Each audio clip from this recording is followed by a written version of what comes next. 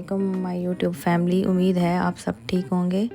मेरी last video पे प्यार देने का बहुत शुक्रिया और उम्मीद है आपको रेसिपी पसंद आई होगी। आज मैं आपके लिए देगी लैम कौरमे की रेसिपी लेके आई हूँ, जो कि आप लैम के साथ, मटन के साथ या बीफ के साथ भी बना सकते हैं।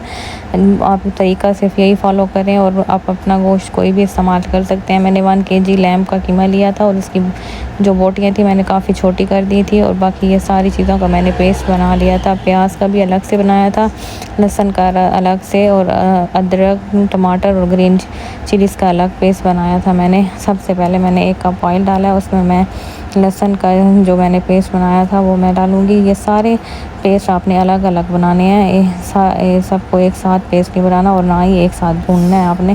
पहले आप लहसुन को भूनेंगे अच्छी तरह से, और ये लहसुन ये देख लें अच्छी तरह ब्राउन हो गया तो फिर मैंने प्याज का पेस्ट डाल दिया है इसमें, और प्याज को फिर अच्छे से भून लेंगे।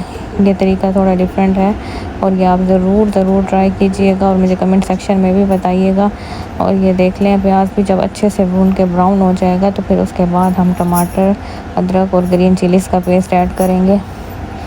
अब देख लें ये ब्राउन हो चुका है अच्छे से, तो हम इसमें अब ये टमाटर का पेस्ट ऐड कर देंगे। ये मसाले को आप जितना अच्छा सा भुनेंगे उतना अच्छा आपके हांडी का टेस्ट आएगा और कलर भी बहुत ही अच्छा आता है। अगर आप हांडी को नहीं भुनेंगे तो इन चीज़ों का कच्चापन रह जाता है और जायका भी वैसे अच्छा नहीं आता। अब ये देख लें मसाला भून चुका है अच्छे से और ऑयल छोड़ दिया है मसाले ने। जब ऑयल निकल आएगा अच्छे से तो फिर आपने इसमें मसाले ऐड कर देने हैं, जिसमें अब मैंने 1 टेबल स्पून मैंने नमक डाला, 1 टेबल स्पून मैंने रेड चिली डाली है, 1/2 टीस्पून मैंने हल्दी का ऐड किया है और इसको अब ऐड करके तो मैं अच्छे से भून लूँगी मसाले को। देख लें कि मेरा मसाला बहुत अच्छे से भुन चुका है, आपने भी ऐसे ही भूनना है। ये देख लें ये मसाला एक तरफ है और जो हमारा ऑयल है वो एक तरफ है, पानी नहीं है बिल्कुल भी। और अब इसके बाद मैं इसमें जो मैंने गोश्त धो के काट के अच्छे से रखा था तो वो ये देखें ड्राई भी हो चुका है। बिल्कुल पानी होगा तो उस गोश्त का जायका अच्छा नहीं आता। आप ये गोश्त को काफ़ी देर पहले धो के रख दें ताकि जो उसका एक्स्ट्रा पानी है तो वो ड्रेन हो जाए।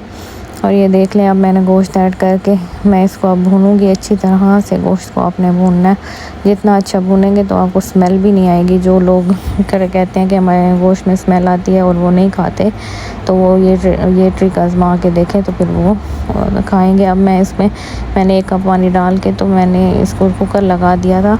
10 से 15 मिनट कुकर लगाने के बाद मैंने खोला है तो ये देख लें पानी भी ड्राई हो चुका है और मेरा गोश्त भी गल चुका है। अब मैंने इसमें सिनेमन स्टिक का एक टुकड़ा ऐड किया है और जो हमारी ग्रीन इलायची होती है वो मैंने ऐड किया है, और वो ऐड करके तो अब मैं फिर दोबारा से भूनूंगी अच्छी तरह से। इसको 2 दफ़ा भूननी देनी है आपने, 2 दफ़ा भूनेंगे। और अब इसमें मैं पानी ऐड कर दूंगी, 1 कप पानी ऐड कर लें।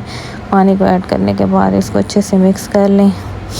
मिक्स करने के बाद फिर अगर आपका यहाँ पे देख लें कि अगर गोश्त आपका नहीं गला और थोड़ा सी कसर रह गई है तो फिर आप इसको 5 से 10 मिनट के लिए कुकर लगा सकते हैं। लेकिन मेरा गोश्त अच्छे से गल चुका था तो मैंने इसको अच्छे से भून लिया है। भूनने के बाद अब फिर जब इसको देख लें अभी ऑयल इसने नहीं छोड़ा, आप ऐसे अच्छे से भूनेंगे तो जब इसका ऑयल निकल आएगा तो फिर हम इसका जितना हमने शोरबा बनाना है, कौरमे का जो शोरबा हमने रखना है तो हम उतना पानी ऐड कर लेंगे। और उसके बाद मैं कुछ और मसाले ऐड करूँगी, जिसमें ग्रीन इलायची है, खड़े मसाले हैं और कश्मीरी लाल मिर्च है और ज़ीरा पाउडर है और धनिया पाउडर है। ये ऐड करके तो हम फिर इसको अच्छे से भूनेंगे। इसी भुनी में आपने इसको भूनना है जो हम अब दूसरी दफ़ा भून रहे हैं। जो गोश्त गल के हमारा पानी ड्राई हो चुका था उसमें अब हमने ये सारे खड़े मसाले अपने ऐड किए हैं। ऐड करके तो इसको अच्छे से भून लेंगे। और इस तरह आप अपने हिसाब से अपने नमक का टेस्ट देख लें। अगर आपका नमक कम ज़्यादा है या आप अपनी मिर्चें ज़्यादा खाते हैं तो आप उस हिसाब से इस टाइम पे ऐड कर सकते हैं।